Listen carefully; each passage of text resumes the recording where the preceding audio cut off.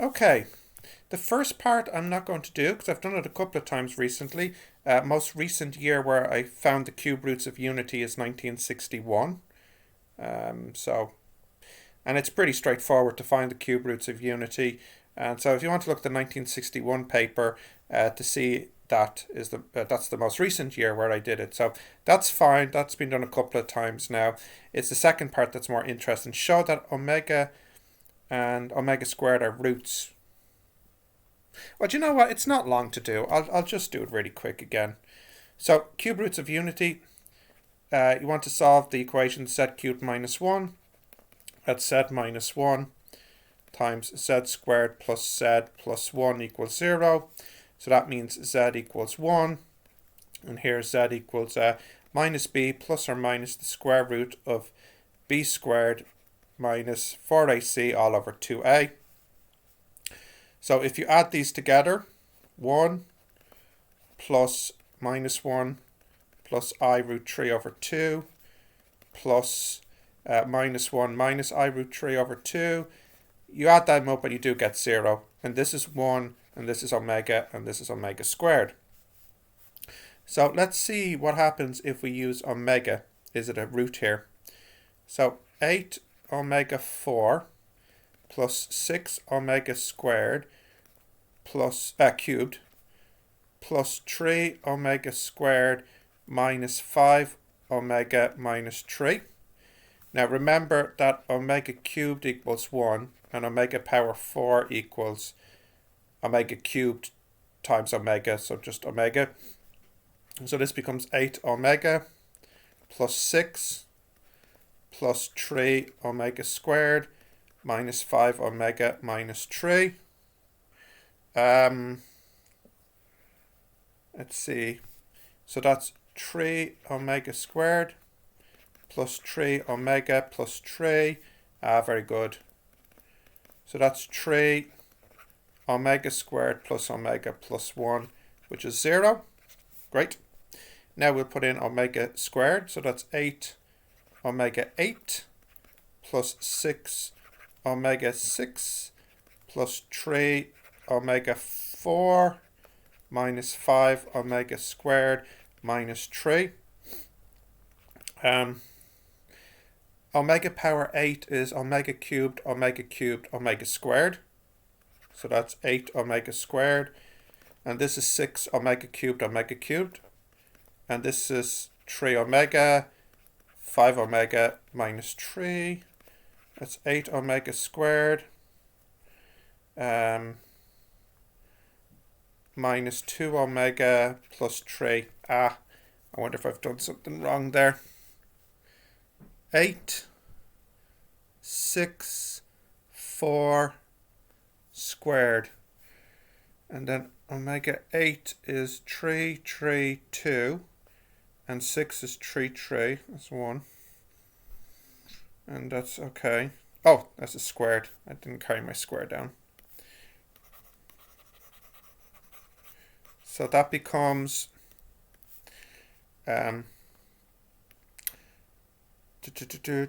omega squared plus 3 omega plus 3. So that's 3 omega squared plus omega plus 1, which we know is 0. Okay, good. So if omega and omega squared are roots, it means I actually know what a quadratic factor is here. So I'll just make a little bit of space on the left here, or maybe I'll just, before I do that, therefore 8x4 plus 6x cubed plus 3x squared minus 5x minus 3. Because it has omega and omega squared as roots, it means that it must have this quadratic, x squared plus x plus 1. And that kind of forces the other quadratic. That has to be an 8x squared. And because it finishes with a minus 3, it has to have a minus 3 at the end. The only thing I can't quite tell is what the middle coefficient is here to make this true. But I can figure that out with just a little bit of a multiplication and then match it up. I just need to multiply out enough terms to get the alpha. So like how would I get, for example, the x here? I would have to multiply 1 by alpha x. So that's alpha x. And then the next time I'd get an x would be if I multiply the x by 3. So that's minus 3x. That should equal minus 5x. Okay. So that means alpha x equals minus 2x. So alpha equals minus 2. So the power 4 is going to equal x squared plus x plus 1 times 8x squared minus 2x minus 3. Now, does this have factors? Let's do a quick discriminant check. B squared minus 4ac, 32, 96, 100, yeah, it does. So this is equal to x squared plus x plus 1. And then it was 100, wasn't it? 2 plus or minus 10 over 16. So it was 12 over 16 minus 8 over 16. So it's going to be 2x plus 1, 4x minus 3. I think that's it. Let's check it.